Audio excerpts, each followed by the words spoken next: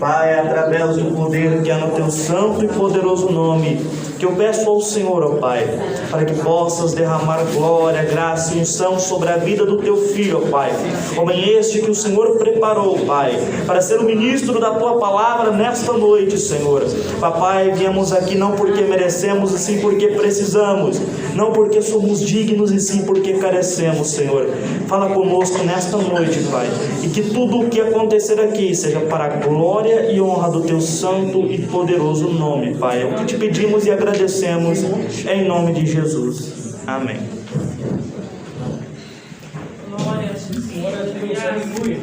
Pai do Senhor para a igreja. Amém. É um prazer estar aqui, uma satisfação.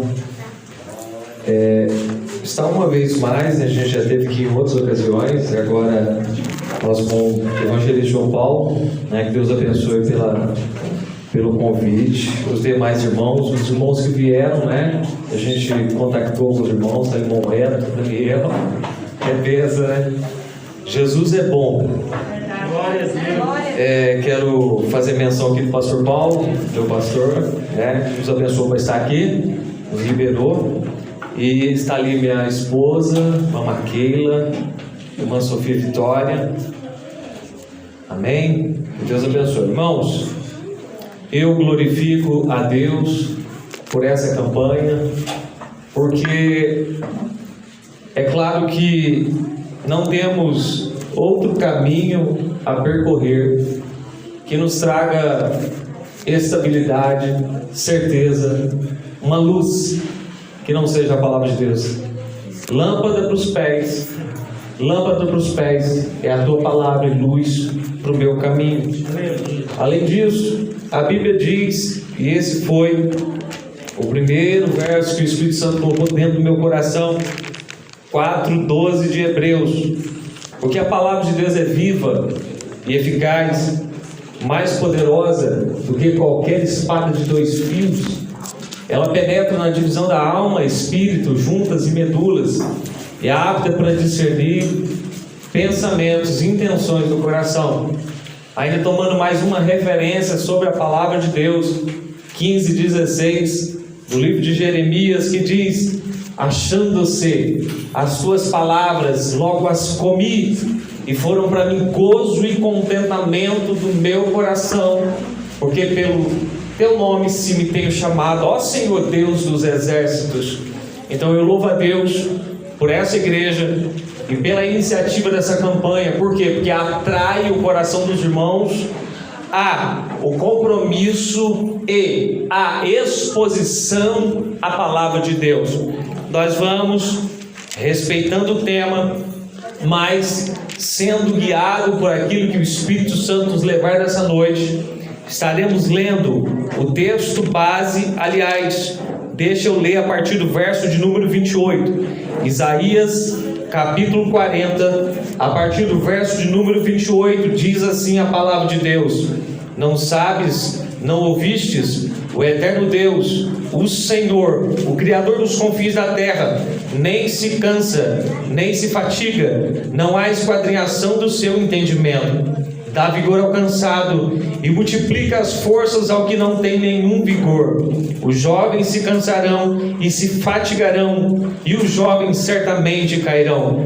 Mas os que esperam no Senhor renovarão as suas forças, subirão com asas como águia, correrão e não se cansarão, caminharão e não se fatigarão. Tome assento em nome de Jesus.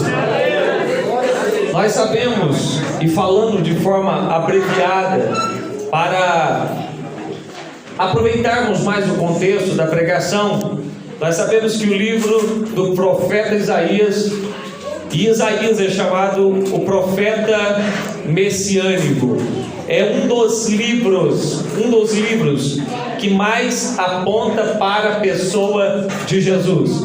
É no livro do profeta Isaías que você vai ver: um menino se nos deu, um filho se nos nasceu, um menino se nos nasceu, o principado está sobre seus ombros, ou seja, a profecia acerca do nascimento de Jesus. Você vai ver em Isaías 53 um retrato falado uma visão plena da morte, do sofrimento e da ressurreição de Cristo, além de muitas e muitas inúmeras profecias que nós somos felizes em saber que um dia se cumprirão nas nossas vidas. Então o livro do profeta Isaías, ele é muito especial desde o seu contexto. Isaías 40, desde o início do seu capítulo, ele começa a dizer: consolai, consolai o meu povo, diz o vosso Deus.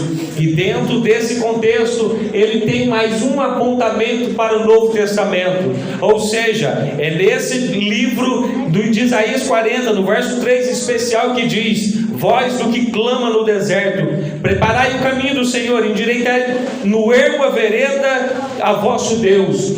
Ou seja, o interlocutor pergunta: o que hei de clamar? Ele diz: todo vale será exaltado. Ou seja, essa profecia, ela se cumpriu totalmente, plenamente na pessoa de João Batista, que era e foi o precursor do Messias. Ou seja, João Batista foi na frente para endireitar os caminhos, para receber aquele que era soberano, ou seja, a pessoa de Jesus. O contexto do capítulo de número 40, ele tem várias perguntas indagantes, várias perguntas retóricas, ou seja, várias perguntas que levam a uma conversação, perguntas tal como, dizendo: olha, qual foi o conselheiro que ensinou a mim? Perguntas como: quem guiou o Espírito de Deus?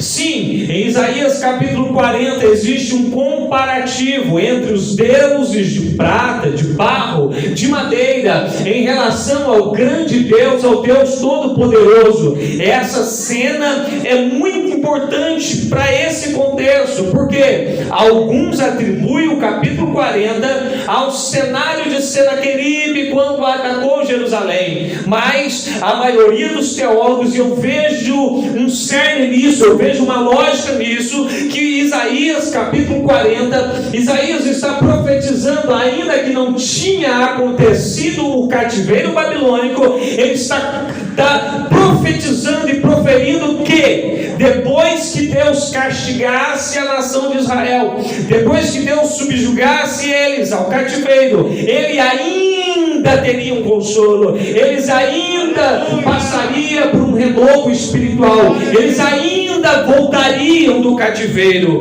O que me chama a atenção é que Deus se mostra, ele mostra todos os seus atributos, ou seja, o que é os seus atributos, as qualidades próprias dele, que não se iguala a nenhum ser humano, a nenhum Deus de madeira, de barro ou de pedra. Ou seja, ele se exalta como aquele que pega todas as montanhas como se fosse pó, ele nivela as ilhas como coisas pequeniníssimas. Ele diz que os príncipes, as autoridades não são nada perante a grandeza dele. Ele diz e exalta os seus atributos, a sua onipotência, a sua onisciência, a sua grandeza e majestade. Ele convida as pessoas que estão ouvindo aquela mensagem de uma forma desafiadora a dizer: olhe para trás, porque eu sou o Deus que fiz, eu sou o Deus que faço e continuo mesmo, e vocês precisam continuar acreditando em mim.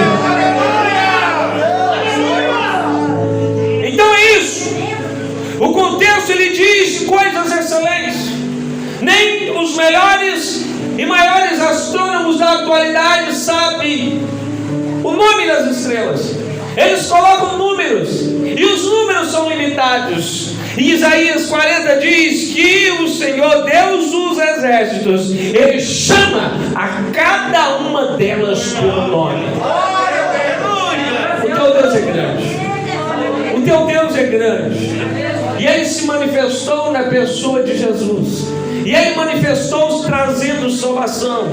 Será que não dá para a gente, nesse instante, olhar para os olhos do passado um pouco e saber e ver de onde Deus os tirou? Isso já é grande. Será que a gente tem fé suficiente para olhar os feitos do Novo Testamento, onde Jesus curou, Jesus libertou, Jesus realizou milagres, Ele próprio venceu a morte, está aqui no nosso meio. Ou seja, Deus está nos convidando nessa noite a enxergar o Deus grande, o Deus poderoso, o Deus que faz e que não é limitado e não é comparado com ninguém. Eu entendi que um dos objetivos dessa campanha, e nós respeitamos muito bem o tema que foi proposto, é de renovo, é de restauração, é de trazer algo para as nossas vidas. E eu também sou alvo dessa mensagem nessa noite. Mas enquanto eu estava meditando na mensagem, o Espírito Santo me trouxe uma pergunta ao coração. O texto está dizendo da seguinte forma: dá vigor ao cansado, multiplica as forças do que não tem nenhum vigor. Isso é um milagre. É alguém que está totalmente desvalido de força física, de forças espirituais, e o sopro do Todo-Poderoso, do Santo, vem trazer vida. O verso 30 é algo muito interessante. Diz: os jovens se cansarão e se fatigarão. No contexto original, traduzindo jovens aqui, está dizendo de corredores profissionais, está dizendo de homens que eram aptos e tinham técnicas e corriam, talvez por uma competição. E até esses homens, por mais treinados que fossem, eles eram limitados e poderiam cair.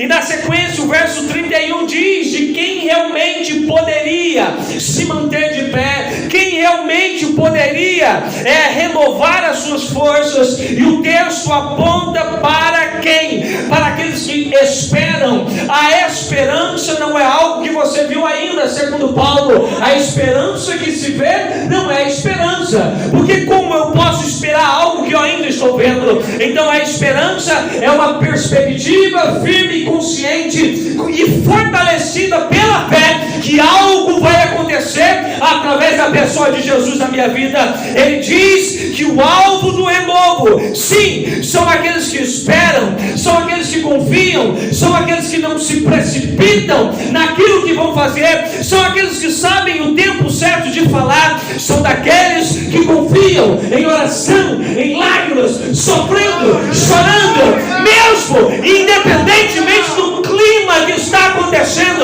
Ele espera calado, espera consciente, espera adorando, espera exaltando, mas ele lança uma expectativa dizendo: eu vou esperar. A Bíblia diz no Salmo de número 42, o salmista olha para a sua alma e diz: alma minha, ó minha alma, porque você está batida? Espera em Deus, porque ainda o louvarei. Ou seja, eu exalto a fé daquele salmista, porque ele pergunta para a alma dele: a alma, porque você está assim, destituída de vigor, de confiança, desânimo? Olha, a alma, espera no Senhor.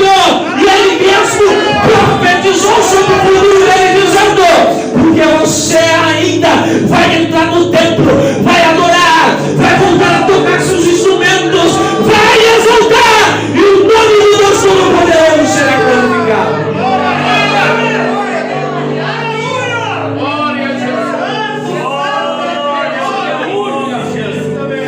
Como eu disse aos irmãos, enquanto eu meditava nessa palavra ao longo desses dias, veio uma pergunta ao meu coração: qual é o motivo da sua fraqueza?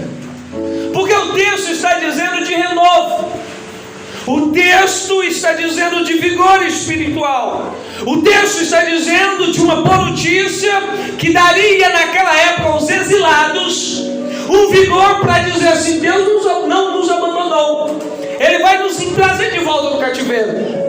E quando eu volto, a pergunta é: qual o motivo das nossas fraquezas? Qual o motivo das suas fraquezas? Ainda ontem, ministrando em um culto de Santa Ceia, e o meu coração estava envolvido no livro de 1 Coríntios capítulo 11.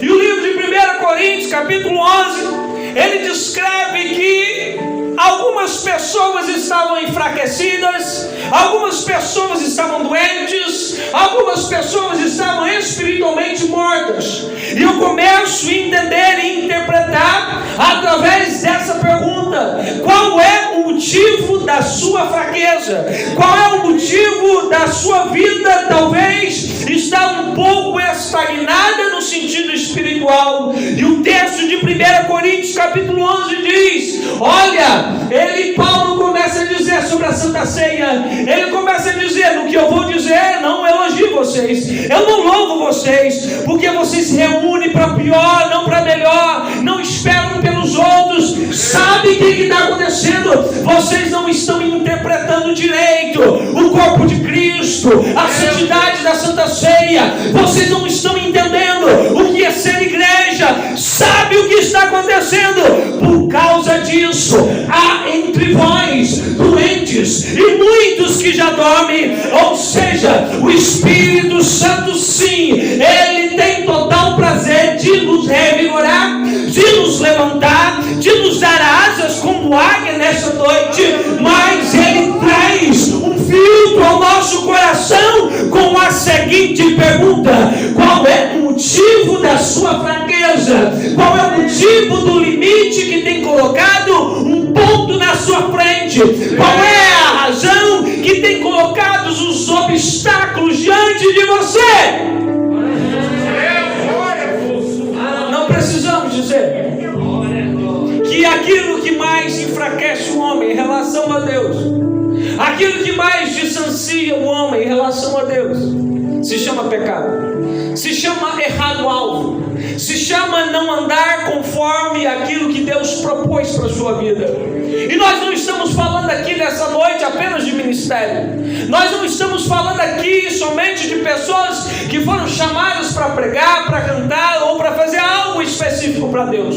Nós estamos falando dessa noite de um contexto de pessoas simples, de pessoas do modo geral, que têm andado cabisbaixas, que têm andado fracas, que têm andado em um estado quase que se desligando da presença de Deus. Isso se chama fraqueza. Então nessa noite eu tenho convicção comigo que aquele Jesus, o mesmo que está aqui através da pessoa bendita do Espírito, ele continua dizendo assim, não só para não crentes, mas para crentes que precisam se restaurar. Ele continua dizendo da seguinte forma: vinde a mim, todos vós que estáis cansados, sobrecarregados, eu vos aliviarei. Ou seja, Jesus oferece, sim, ele coloca diante de nós as mazelas, pecados, misérias, mas ao mesmo tempo ele coloca diante de nós um Deus convencedor através do seu Espírito Santo, que quer nos convencer, que quer que a gente admita algumas coisas, que admita os nossos pontos fracos, que admita as nossas fraquezas e mostre para ele: Deus, a razão da minha fraqueza é essa, mas hoje eu estou aqui na tua presença para me humilhar, sabendo que pela tua palavra, que aquele que se humilha perante a potente mão de Deus, ele exalta. Qual a razão da sua fraqueza? Qual é a razão da sua fraqueza? Ainda, livro de 1 Coríntios, 2 Coríntios, capítulo de número 12. Eu vou mostrar para vocês um homem que foi chamado por Deus para pregar o Evangelho, vaso escolhido. Antes perseguia, mas agora passou a ser perseguido. A história desse homem chamado Paulo, quando ele assumiu integralmente, quando ele foi abordado no caminho de Damasco, e não tinha como recalcitrar contra os arqueólogos, não tinha como fugir da vocação, não tinha como fugir de Jesus, não tinha como dizer não a Jesus. E tanto é que uma das suas primeiras expressões foi: Senhor, Curios, governante, dominante sobre a minha vida. A Bíblia diz que esse homem agora, ele vai para a Arábia, fica ali um longo período, um extenso período de aprendizado, mas posteriormente ele agora é lançado no missionário, ele é chamado para pregar o evangelho, ele é chamado para plantar igrejas, ele é chamado para ensinar, para pregar, para orientar, para sofrer, para gerar pessoas em Cristo Jesus. E certa vez Paulo, ele falou das grandezas daquilo que Deus lhe revelou. Paulo falou daquilo que ele foi levado até o terceiro céu, e ele dizia: tem coisas que eu nem posso falar, são inefáveis, são indizíveis, são intraduzíveis. Nesse homem espiritual eu poderia me gloriar, mas eu não me glorio. Sabe por quê?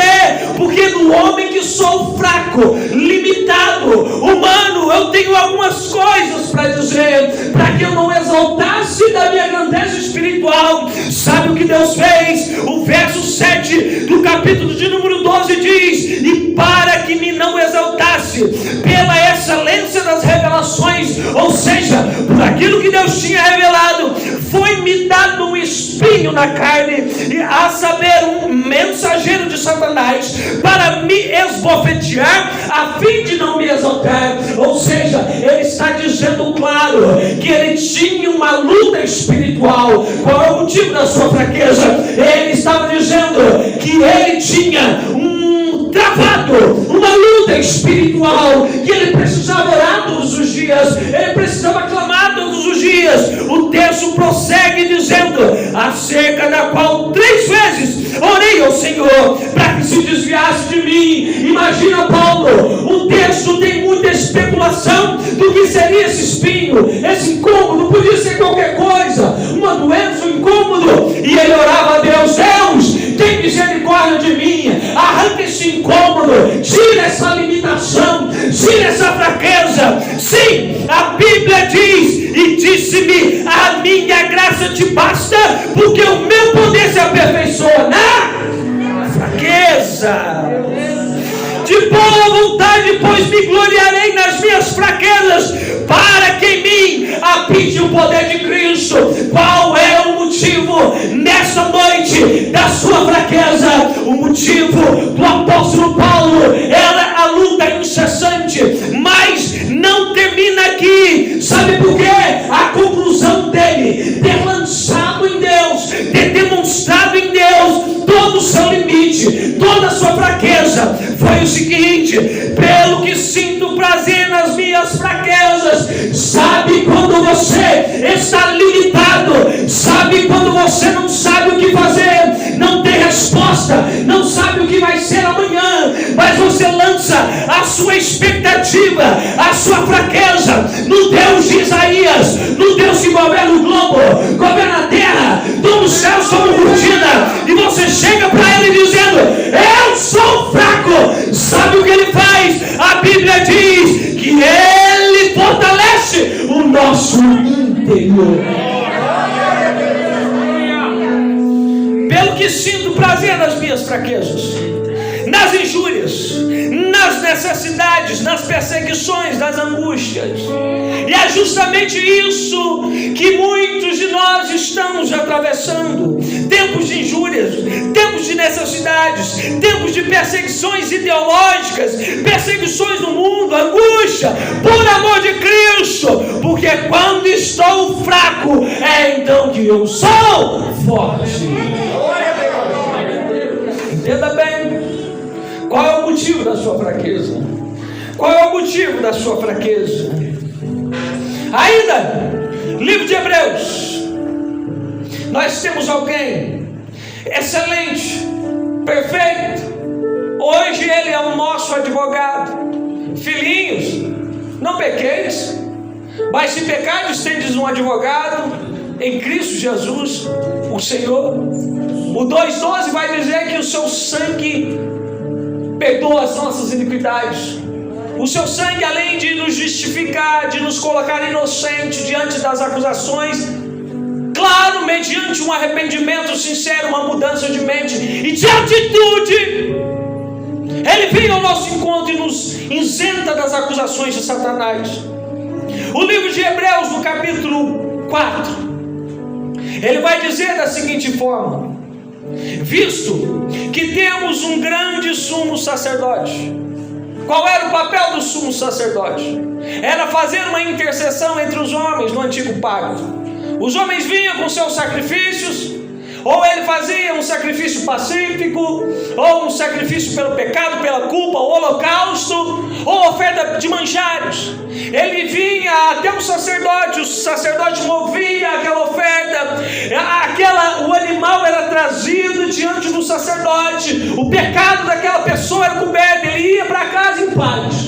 Mas agora, o livro de Hebreus, ele mostra a excelência maior de Jesus em relação a anjos, em relação a homens, em relação ao antigo pacto, em relação a Josué, em relação ao sumo sacerdote. Está dizendo que Jesus era maior, está dizendo que Jesus era superior, criador de todas as coisas, sustentador de todas as coisas. E o verso 14 do capítulo 4 vem dizendo: visto que temos, você tem. Eu te pergunto, você realmente tem? Ou você sabe quem é? Porque existe uma diferença entre ter, relacionar, ser íntimo ou saber somente que Ele é. Quero e desejo nessa noite que você não somente saiba, mas que você tenha Ele como íntimo, tenha Ele como amigo, tenha acesso ao véu que foi rasgado, ao novo caminho que foi aberto pelo sangue de Jesus.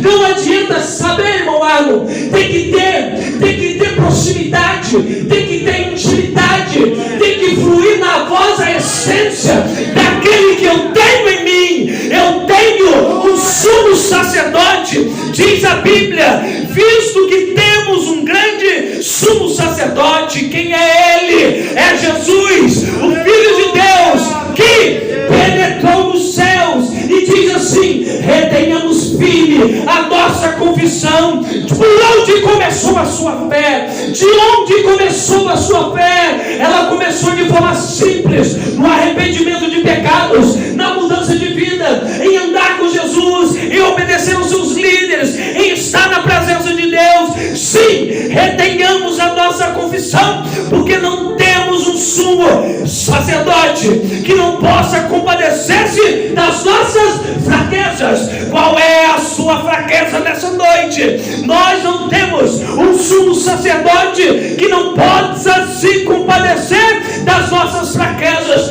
porém que em tudo foi tentado, mas sem pecado. Ou seja, os sacerdotes do antigo pacto, eles não tinham a autoridade, a autonomia como Cristo bendito tem, para fazer e fez essa mediação entre nós e Deus, perdoando os nossos pecados e dizendo que Ele se compadece. Sabe o que é se compadecer? É colocar-se no seu lugar. Eu sempre que pego esse texto, eu digo duas coisas no meu eco. Deus, Ele aceita sim nossas fraquezas. Sim, Ele aceita as nossas fraquezas, mas, irmão Daniel, Ele não aceita as nossas desculpas. Podemos arrumar desculpa para todo mundo. Podemos arrumar desculpa para o patrão, para o pastor, para as pessoas, para o esposo, para a esposa. Desculpas! Mas diante daquele que é representado como a pedra de 7 olhos, ou seja, aquele que tem a onisciência e sonda o profundo do nosso coração, não tem desculpa. Mas se no teu interior tem fraqueza, tem limite, tem algo que precisa ser transformado em força, eis aqui o recado de Deus: cheguemos, pois, com confiança ao trono da graça, e o trono dele está estabelecido, onde aqueles que o invocam, o trono dele está estabelecido, onde há adoração, o trono dele está estabelecido, onde há justiça, onde há verdade, o trono dele está embasado em justiça e verdade, o trono dele está exatamente onde nós nos rendemos, onde nós clamamos a Ele, o trono dele. E o texto está dizendo: cheguemos. Chega aí, chega aqui, cheguemos. O autor está dizendo: vamos todos nos aproximar. É hora de chegar, é de aproximar ao trono da graça. Cheguemos, pois, com confiança ao trono da graça, para que possamos alcançar a misericórdia e achar graça, a fim de sermos ajudados em tempos oportunos. Escuta o que eu vou falar, é profético. Nós não sabemos o que vai acontecer conosco, com cada um de nós, ao sairmos dessa casa, desse tempo.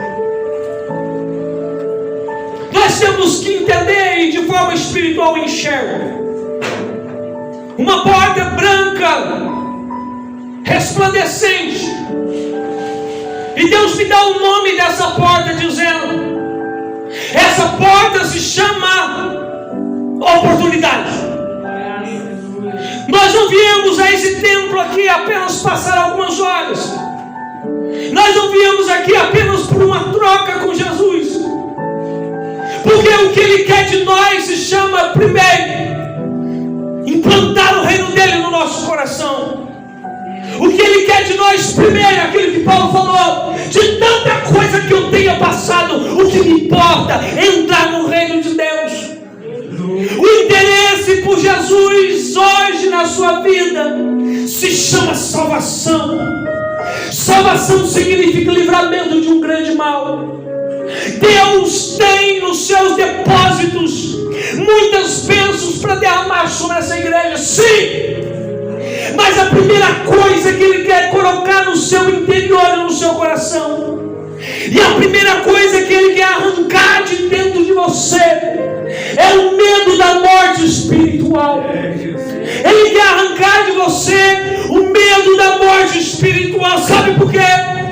Porque quem tem medo da morte ou da morte espiritual é porque ainda não alcançou uma convicção em Deus, não se sente salvo, não se sente seguro, a sua consciência está desequilibrada, indecisa entre o bem e o mal, entre ser salvo e não ser salvo. E nessa noite o texto está dizendo: cheguemos, pois, com confiança ao trono da graça, para que possamos alcançar misericórdia e sermos ajudados em tempo oportuno. Entenda bem, a ajuda de que nós estamos falando, ela poderia sim vir de homens. A ajuda de que nós estamos falando, ela poderia sim vir do governo. A ajuda poderia vir sim de trabalhos sociais, mas nós estamos dizendo da ajuda da mão de Deus, que veio e penetra o interior dessa igreja e é estendida a cada um que corresponde, dizendo: eu te ajudo nessa carreira.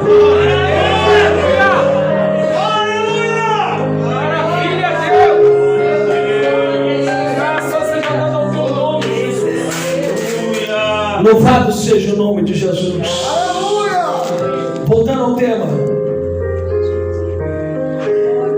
Voltando ao tema base. Mas os que esperam no Senhor renovarão as suas forças. Renovarão as suas forças. Uma das coisas, irmão Hélio, que Jesus me ensinou em Isaías número 40, e eu gostaria não só de contar, mas eu gostaria e desejo do fundo da minha alma que cada um possa sentir isso. Eu não quero só contar, eu não quero que você fique só na letra. Precisamos de experiências com Deus.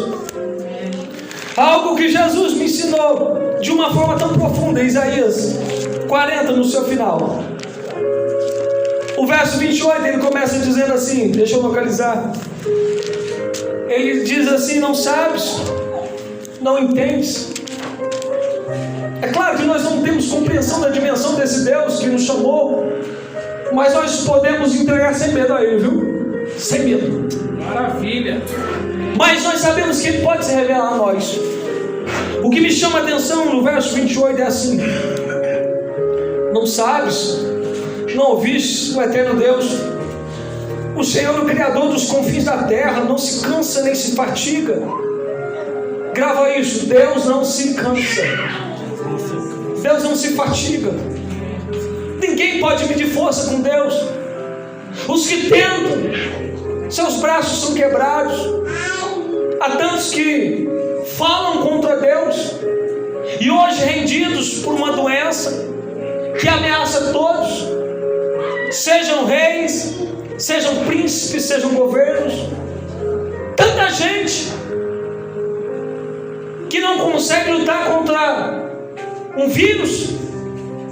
Isso não é aproveitar a ocasião para fazer uma aplicação, não é só isso não. Não tem explicação o que está acontecendo. Mas para nós que somos crentes em Jesus, sabemos que é o poder do cumprimento da palavra de Deus. E de qual Deus? O seu Deus. Se Ele está cumprindo algo para juízo, e você é dele, é posse dele, para que você vai ter medo? Tome os cuidados necessários. Mas a ênfase que eu quero dar é essa: não sabes, o eterno Deus, o Senhor, o Criador dos confins da terra, não se cansa e não se fatiga, e não há esquadrinhação do seu entendimento.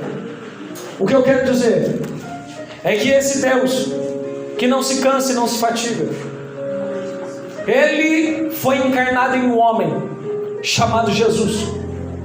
E quando Ele foi encarnado, se tornou carne, habitou entre os homens, viveu, curou, mas Ele veio cumprir uma missão. Ele veio cumprir a missão de morrer por uma humanidade caída, por homens miseráveis como nós, que não merecíamos, mas a sua graça maravilhosa, estendida e oferecida a nós, nos deu uma nova chance. Então Ele cumpriu lá na cruz do Calvário, como um cordeiro que atraía todos a si, trazendo salvação nas suas asas. Mas ao terceiro dia ressuscitou. Glória a Deus. E quando Ele ressuscitou, aliás, antes dele ressuscitar, os discípulos ficaram perdidos. Cada um voltava atrás, retrocedia. Mas de repente Ele ressuscita e fica com os discípulos ainda 40 dias, batendo em uma tecla, dizendo: eu vou cumprir a promessa do Pai. Fica, porém, na cidade de Jerusalém, até que do alto sejais revestidos de poder. Ele estava falando de uma promessa, que Ele enviaria alguém com a mesma essência, com o mesmo poder, em igualdade. E esse alguém se chama Paracletos, Espírito Santo, Consolador. Agora entenda, cumpriu-se, passou os 40 dias, 120 perseverantes crentes orando. O Espírito Santo veio e encheu eles, e além de encher eles, passou a morar neles. Coríntios 3,16: não sabeis vós que sois templo de Deus e que o Espírito de Deus habita em vós? O que eu quero dizer é que o Deus que não se cansa e não se fatiga, Ele não está longe, Ele mora dentro de você. Se você assim crê, conserva, valoriza, tome asas como águia, porque o Espírito de Deus está sobre a sua vida. E não é esquadrinhação do seu entendimento. Se você ficar firme com Jesus, se você não trocar com o mundo, não ficar flertando com o mundo, ficar cobiçando, querendo o que o mundo quer dar, porque o mundo, juventude, uma das frases que eu aprendi é que o mundo é a vitrine de Satanás. E na vitrine de Satanás ele faz o melhor ornamento. Você já viu uma vitrine feia? As vitrines são feitas para atrair os olhos dos clientes. O mundo é a vitrine do diabo. E ele muitas vezes quer atrair as pessoas estão indo, estão dentro da igreja, mas não tomam uma decisão de vida particular com Deus, de vida íntima com Deus, de entrega, de divorciar com o mundo. Continua tentando manter o resultado disso não é bom. Mas essa noite, a mensagem que Deus trouxe para mim foi essa. Glória a Deus. Qual é a sua fraqueza? Se a sua fraqueza é o pecado, nós temos um Deus que, mediante o arrependimento, a mudança de mente, a admissão, confessar, o abandono, deixar para trás, Ele é capaz de nos levantar. Ele está aqui para isso. Se a sua fraqueza é como a fraqueza de Paulo, tentado, pressionado no mundo espiritual, ele se tornou forte quando admitiu a Deus suas fraquezas. Se as suas fraquezas, de uma forma geral, está aqui nessa noite o sumo sacerdote, que sente o teu coração, Lord. Ele sente as entranhas do meu coração. Ele sente os limites da minha alma. E Ele está aqui nessa noite para te colocar de pé. Se você deseja, fique de pé. Posso orar com a igreja? Aleluia.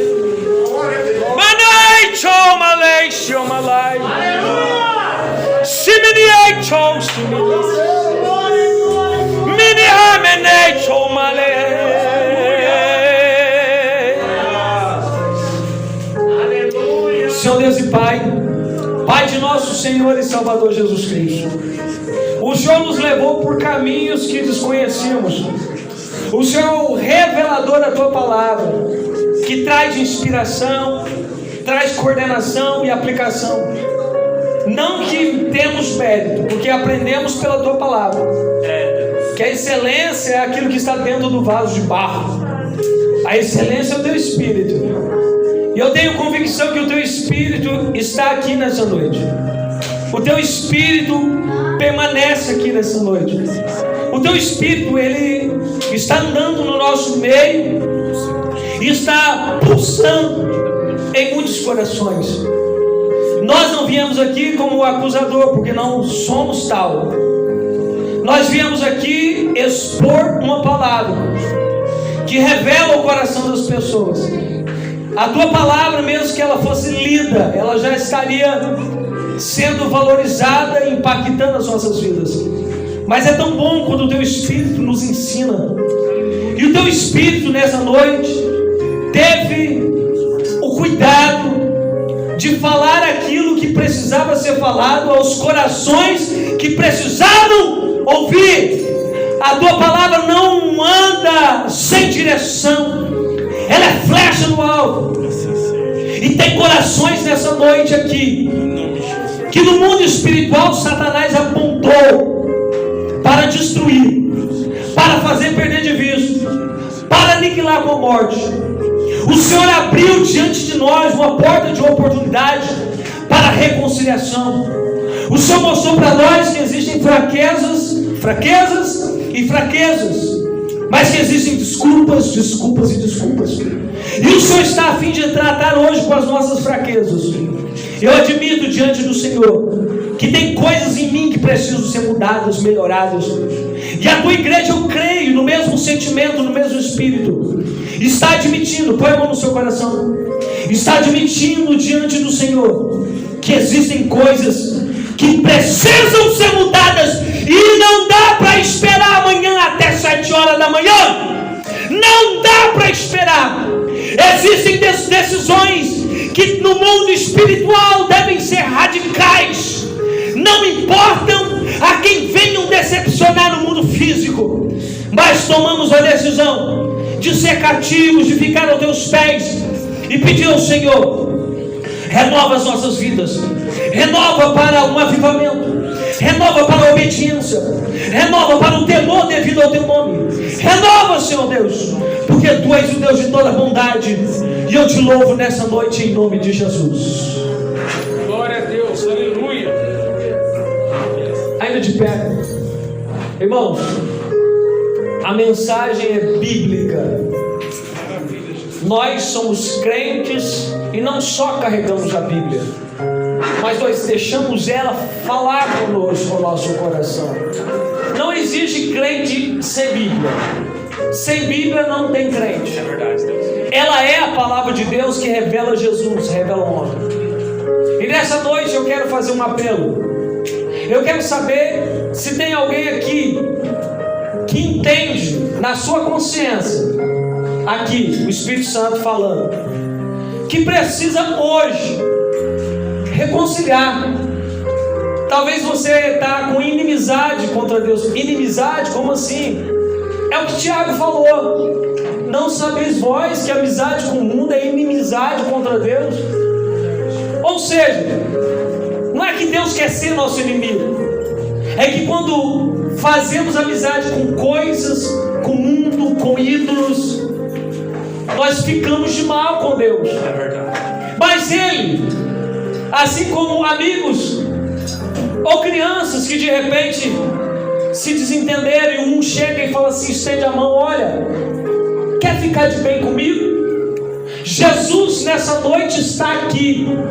Ele está estendendo as mãos dele, está com os braços dele abertos, dizendo: você quer se reconciliar comigo?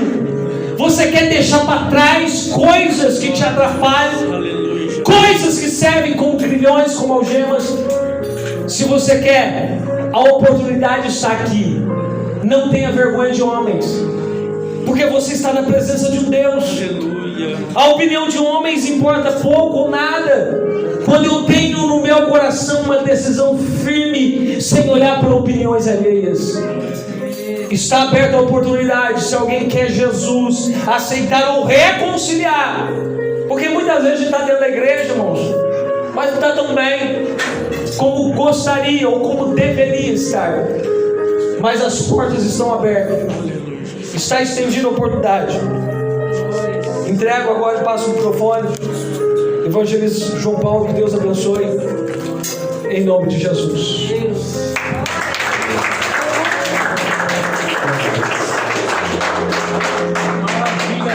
Só é a minha fraqueza.